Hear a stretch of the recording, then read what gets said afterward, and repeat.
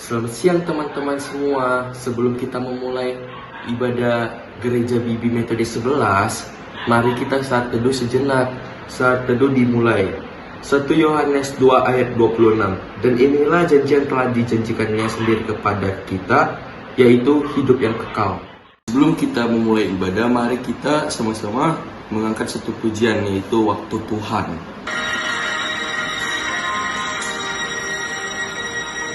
Bila kau izinkan sesuatu terjadi, ku percaya semua untuk kebaikanku. Bila nanti tiba-tiba waktuku, ku percaya kuasamu memulihkan hidupku. Waktu Tuhan pasti yang terbaik, walau kadang tak mudah dimengerti. Lewati cobaan, ku tetap percaya waktu Tuhan pasti yang terbaik. Bila kau izinkan sesuatu terjadi, ku percaya semua untuk kebaikanku. Bila nanti telah tiba waktuku, ku percaya kuasamu memulihkan hidupku. Waktu Tuhan pasti yang terbaik, walau kadang tak mudah dimengerti.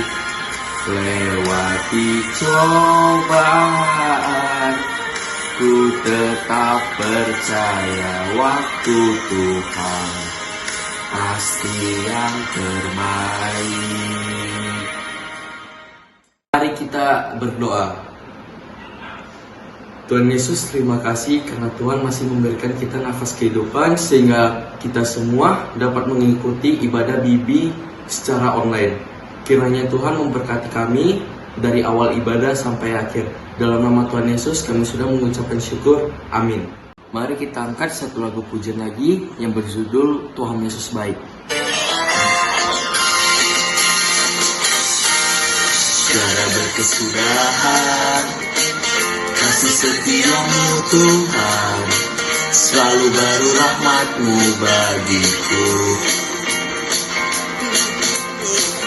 Hari berganti hari, mendengar kasih-Mu, lalu telah berakhir di hidupku. Tuhan Yesus baik, sungguh amat baik, untuk selama-lamanya. Tuhan Yesus baik, Tuhan Yesus baik, sungguh amat baik, untuk selama-lamanya. Tuhan Yesus baik.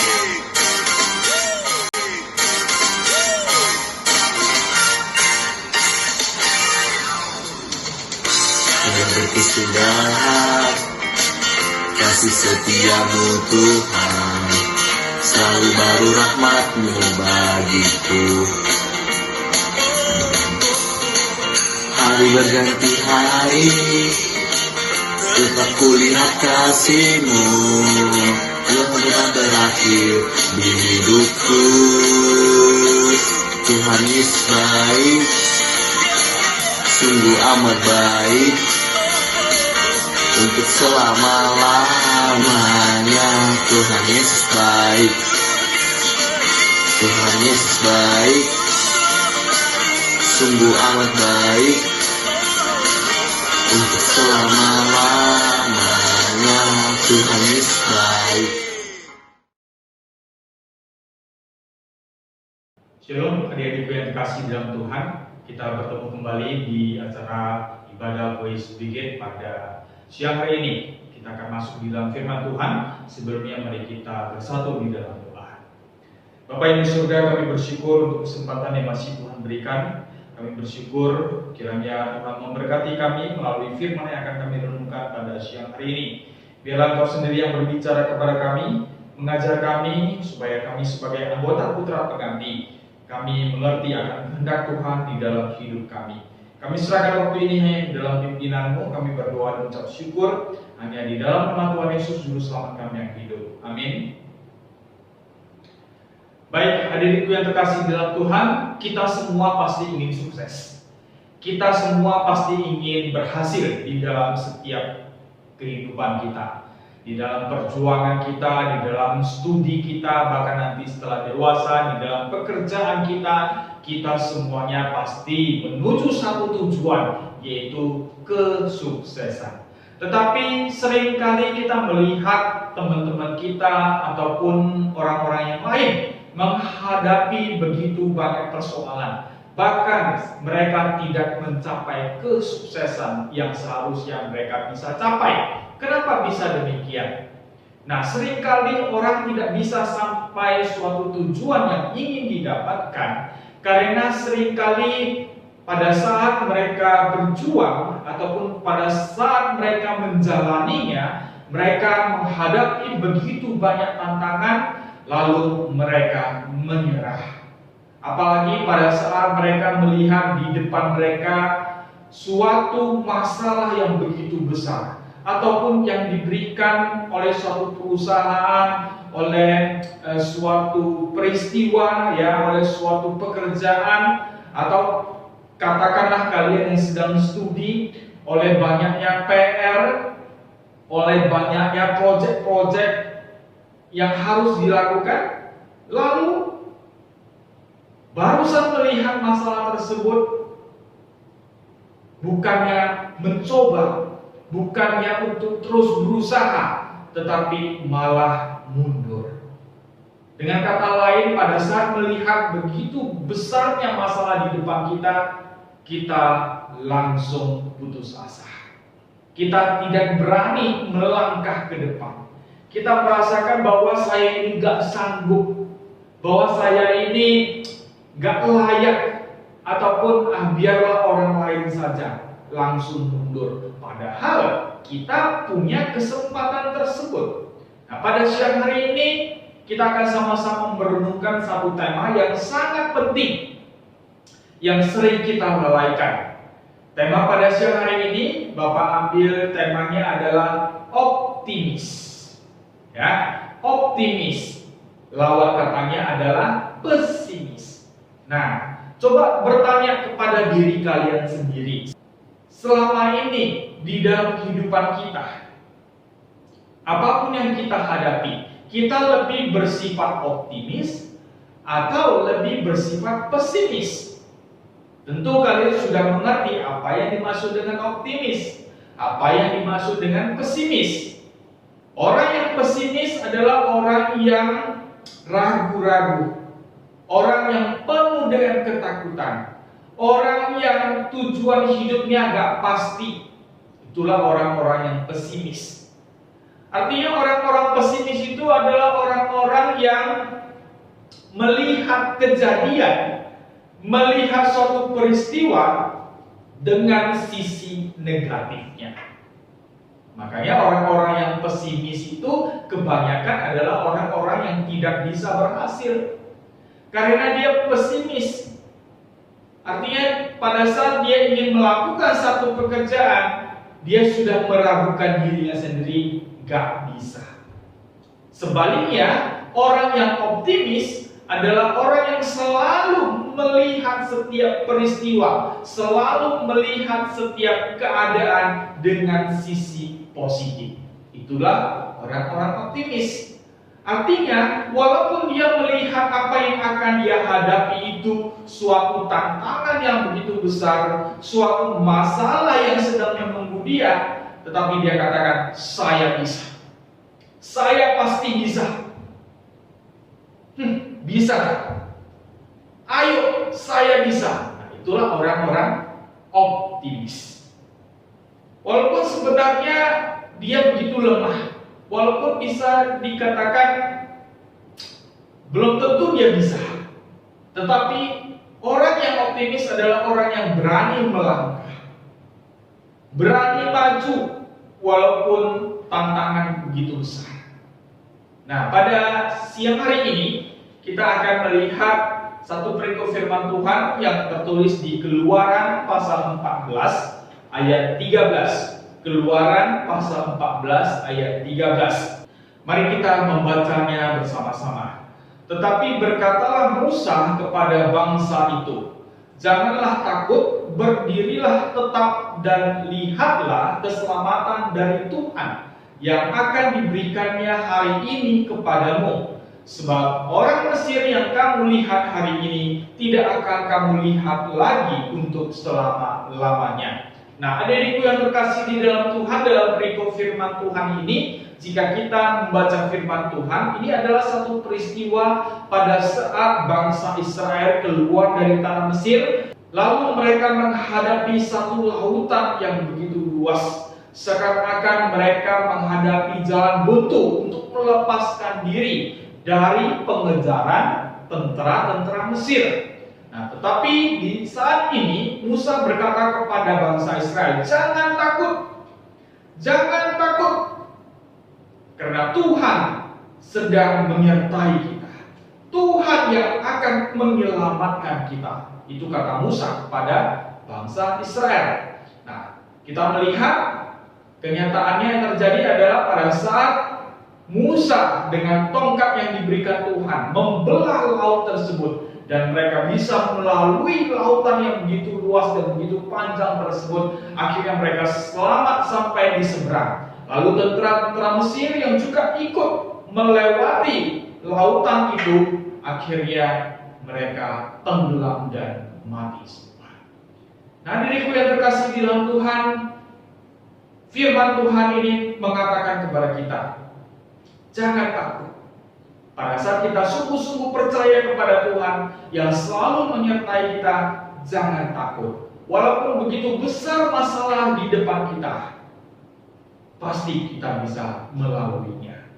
Nah, pada siang hari ini, satu contoh jika kita pernah mendengarkan kisah bagaimana Yosua akhirnya menggantikan Musa untuk memimpin bangsa Israel masuk ke tanah Kanaan, tanah perjanjian. Nah, sebelum masuk ke tanah perjanjian, sebelum masuk ke tanah Kanaan, terlebih dahulu Musa mengutus 12 pengintai. Ya, masih ingat kan? 12 pengintai untuk mengintai tanah Kanaan tersebut. Nah, setelah ke-12 orang masuk ke dalam tanah Kanaan secara diam-diam dan mengintai situasi yang ada, dan setelah 40 hari mereka di tanah Kanaan tersebut, mereka kembali dan melaporkan hasilnya kepada Musa dan juga kepada bangsa Israel. Lalu apa yang terjadi? Kita tahu bahwa 10 pengintai berkata bahwa di tanah Kanaan banyak raksasa dan kotanya besar-besar. Itu menurut 10 orang pengintai. Artinya bagi 10 orang pengintai ini merasa bahwa gak mungkin mereka bisa masuk ke tanah Kanaan. Kalau mereka masuk ke tanah Kanaan, menurut 10 pengintai ini mereka akan mati. Karena orang-orang di Kanaan itu adalah orang-orang yang begitu besar. Bagi mereka, mereka hanya seperti belalang, orang-orang kecil yang sangat mudah dimatikan. Nah, itu menurut 10 orang pengintai.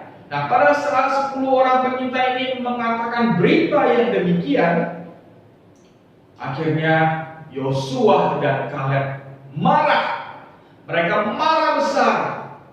Mereka melihat bahwa di tanah Kanaan itu begitu banyak madu dan susu. Artinya begitu banyak kebutuhan-kebutuhan yang berlimpah-limpah yang sebenarnya Tuhan sudah sediakan. Oleh sebab itu pada saat Yosua dan Kaleb mendengar teman-temannya yang 10 orang itu mengatakan hal-hal yang buruk, yang mengerikan, yang membuat bangsa Israel takut, mereka sedih dan mereka marah. Makanya mereka mengoyakkan bajunya. Itu tanda mereka emosi. Bagi Yosua dan Kaleb, ya memang boleh dikatakan apa yang dikatakan 10 orang pengintai itu benar. Orang-orang di Kanaan itu raksasa, besar-besar, ngeri, pemakan orang. Kemungkinannya adalah benar. Tetapi menurut Yosua dan Kaleb adalah, kenapa kita harus takut? Kenapa kita harus menyerah? Kenapa kita harus mundur? Padahal kita punya Tuhan yang Maha Kuasa. Bukankah Tuhan kita lebih besar daripada orang-orang Kanaan yang raksasa itu? Bukankah kuasa Tuhan yang begitu dahsyat, yang sudah memimpin kita keluar dari bangsa Mesir, yang sudah melakukan begitu banyak mukjizat di sepanjang perjalanan di padang gurun? Gak mungkin Tuhan gak bisa mengalahkan bangsa Kanaan. Sedangkan bangsa Kanaan ataupun tanah Kanaan sudah dijanjikan Tuhan akan diberikan kepada bangsa Israel. Nah, oleh sebab itu Yosua dan Kaleb di sini marah. Ya, marah dalam arti di mana kepercayaan kita selama ini? Di mana imanmu? Di mana pengenalanmu kepada Allah yang selama ini sudah menyertai kita sepanjang perjalanan? Sekarang tinggal beberapa langkah lagi kita akan masuk ke tanah Kanaan. Bukankah kita sudah melihat sejak Tuhan memimpin bangsa Israel keluar dari Mesir, di mana Allah selalu hadir dalam tiang awan dan tiang api, sepanjang jalan sudah Dia sertai. Segala kebutuhan yang dibutuhkan bangsa Israel dalam perjalanan tersebut Tuhan sudah mencukupkan. Masakan untuk memasuki tanah Kanaan yang kemungkinan orang-orang di dalamnya cukup mengerikan, kita harus takut. Oleh sebab itu Yosua dan Kaleb sangat marah sekali. Bagi Yosua dan Kaleb, Kanaan memang adalah tanah yang sudah dijanjikan Tuhan yang akan diberikan kepada bangsa Israel, dan kita bisa masuk ke dalamnya. Makanya pada saat itu orang-orang 10 pengintai itu mau melempari Yosua dan Kaleb dengan batu. Ya, tetapi pada saat itu Tuhan berbicara dan bersinar di antara mereka sehingga semuanya pada ketakutan. Semuanya kembali menyadari bahwa Tuhanlah yang akan berperang bagi mereka. Nah, saudara-saudaraku yang terkasih dalam Tuhan, adik-adikku, anggota Putra Pengabdi cabang 20, hari ini marilah kita belajar istilah optimis.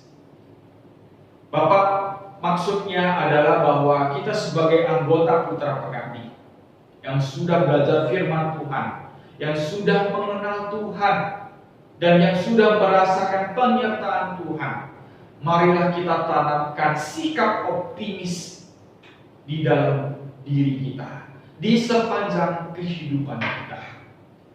Walaupun di dalam perjalanan hidup kita begitu banyak masalah, begitu banyak tantangan, tetapi biarlah sikap optimis ini yang mengajar kita bahwa Tuhan selalu menyertai kita. Jadi seharusnya kita tidak perlu takut.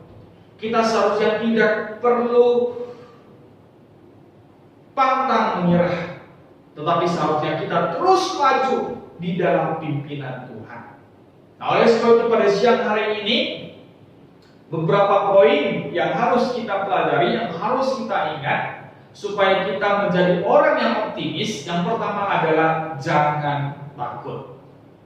Takut adalah satu penyakit manusia. Takut adalah satu penyakit yang menggerogoti kehidupan manusia sehingga manusia tidak bisa berbuat apa-apa. Nah, oleh sebab itu pada siang hari ini melalui firman Tuhan yang sudah kita baca tadi, jangan takut. Ya. Kenapa jangan takut? Karena kita punya Tuhan yang Maha Kuasa. Kalau kita mengenal Dia, kita percaya Dia bahwa Dia adalah Allah yang dahsyat, Allah yang Maha Kuasa, seharusnya di dalam kehidupan kita apapun yang terjadi, kita tidak perlu takut. Ya. Orang yang hidup di dalam ketakutan adalah orang yang sangat menyedihkan. Kenapa harus takut kalau tidak melakukan dosa? Kenapa harus takut? Hanya tantangan di depan yang ada di depan kita. Kenapa harus takut jika Tuhan sedang menyertai kita? Ya, jadi kapan kita harus takut? Ya, pada saat kita melakukan dosa, ya memang kita harus takut karena kita sudah melakukan kesalahan. Tapi jika kita selalu berjalan di jalan Tuhan, menaati firman Tuhan, melaksanakan apa yang Tuhan inginkan, kenapa kita harus takut? Ya, jadi pikirkan dan renungkan itu sebagai anggota Putra Pengabdi, sebagai anak Tuhan. Seharusnya hidup kita adalah hidup yang tidak perlu penuh dengan ketakutan. Atau seharusnya kita tidak perlu hidup dalam ketakutan. Itu yang pertama. Yang kedua, berdirilah tetap. Artinya di sini berdirilah kokoh. Jangan goyah. Jangan gemetar. Jangan ketakutan. Berdirilah tetap. Artinya juga di sini jangan mundur, jangan menyerah, jangan pasrah. Tetapi mari tetap maju dan berdiri teguh karena Tuhan sedang menyertai kita. Dan yang ketiga, lihatlah keselamatan dari Tuhan. Lihatlah keselamatan dari Tuhan, maksudnya di sini adalah lihatlah pengharapan yang sudah Tuhan sediakan bagi kita. Seperti bangsa Israel, ya. Seperti bangsa Israel dalam perjalanan menuju tanah Kanaan. Nah, tanah Kanaan sudah dipersiapkan Tuhan, sudah disediakan Tuhan bagi bangsa Israel. Jadi jangan melihat orang-orang raksasa yang ada di dalam.